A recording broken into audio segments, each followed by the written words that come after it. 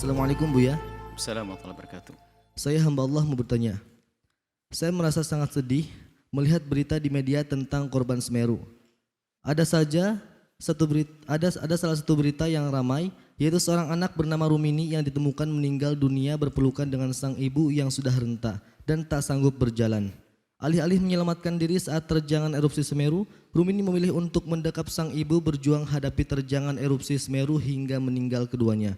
Yang ingin saya tanyakan Buya, apakah Rumini meninggal dalam keadaan syahid atau malah bunuh diri?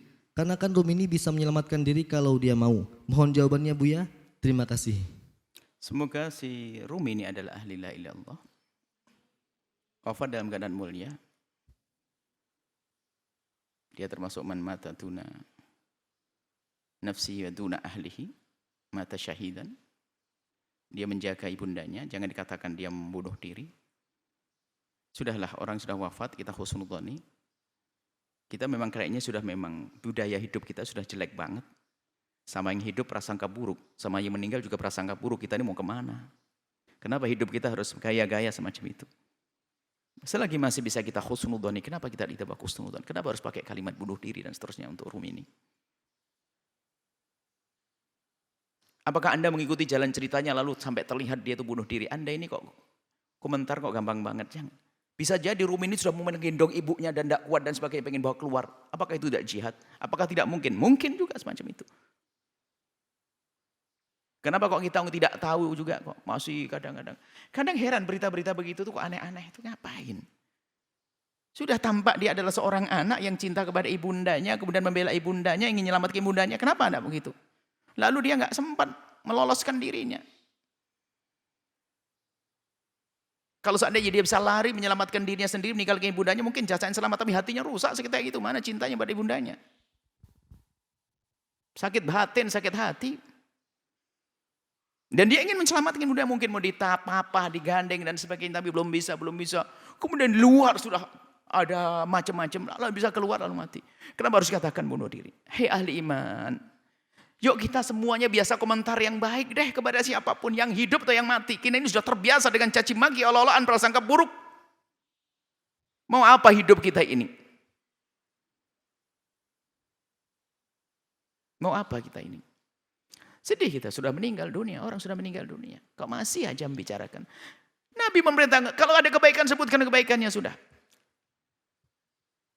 Kecuali ada tanda-tanda, seandainya ada orang kelihatan tanda-tanda bunuh diri beneran pun, apakah boleh kita ekspos sebagai bunuh diri, tidak bunuh diri?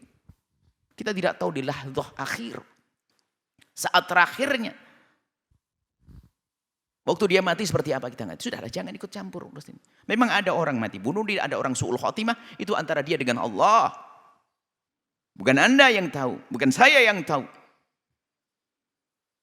1000 mimpi yang mengatakan orang itu su'ul khotimah, nggak boleh kita mengatakan su'ul khotimah. Itu pribadi. Ada orang tampak senyum, bisa jadi itu ahli husnul khotimah. Yang tampak merasakan kayak bukan berarti su'ul khotimah. Bisa saja sakaratul maut yang sakit dirasakan, yang dikatakan oleh baginda Nabi, sakaratul maut itu sakit. Bisa saja itulah peleburan dosanya. Kenapa kita masih su'udon kepada orang? Nggak perlu sudah. Jika kita melihat jasadnya seorang, asalkan dia ahli iman, ahli la ilaha illallah, kita husnudzoni selesai. Kalau dia bukan orang beriman, urusan agama mereka, sudahlah jangan banyak ngomong deh. Kita ngurusi saudara kita ahli iman. Yang tidak beriman dia punya kaidah-kaidah dalam memahami orang meninggal dunia, biarkan selesai. Menolong iya, biarpun orang Nasrani sakit orang ini, kita tolong. Semeru orang Nasrani ya, kita tolong, nggak ada masalah. Islam kan seperti itu. Cuma untuk menilai seseorang husnul khotimah, kemudian sampai bunuh diri, itu adalah hati-hati. Bahkan jika ada orang terlihat di mata kita dia bunuh diri, kan dalam Islam tadi dikatakan sebagai ahli Allah dikubur di tempatnya kaum muslimin. Kita tidak hanya zahirnya saja, hakikat yang kita serahkan kepada Allah. Bisa jadi di lahdzah akhir dia menyesal. Menyesal kemudian setelah itu dia kembali. Mungkin, semuanya mungkin. Sudahlah, pokoknya yang kami rindukan adalah, yuk kita jangan biasa komentar tidak baik tentang orang lain. Kalau komentar jelek diri kita sendiri di hadapan kita, di saat kita di kamar sendiri itu loh. Ngadep pada Allah, ya Allah aku jelek begini loh, ya Allah mulutku, ini tanganku sering komentar nggak benar, itu saja sudah. Jangan ke orang-orang, apalagi sudah meninggal dunia. Bagaimana minta maafnya Anda kalau salah? Ini bahasa cinta kami kepada Anda. Kita ingin indah kepada sesama. Yang masih hidup. Kalau sudah tidak indah dengan yang hidup, lihat sampai yang meninggal pun kan kita bawa-bawa. Kita bebaskan lisan kita dari caci maki. Kita bebaskan tangan kita untuk mengetik sesuatu yang menjadikan orang sakit. Mungkin si sahabat Rumi ini punya saudara, punya anak dan sebagainya. Kalau Anda katakan begini, Anda menyakiti yang hidup.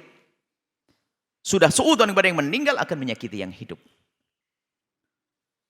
Yuk kita tata hati kita. Kita perlu damai.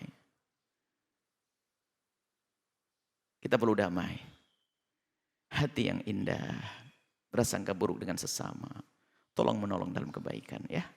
Menjaga lisan kita dan seterusnya. Ini saja yang pernah punya kalimat-kalimat yang tidak baik. Minta maaf kepada Allah. Istighfar. Dan istighfar untuk Rumini dan seterusnya.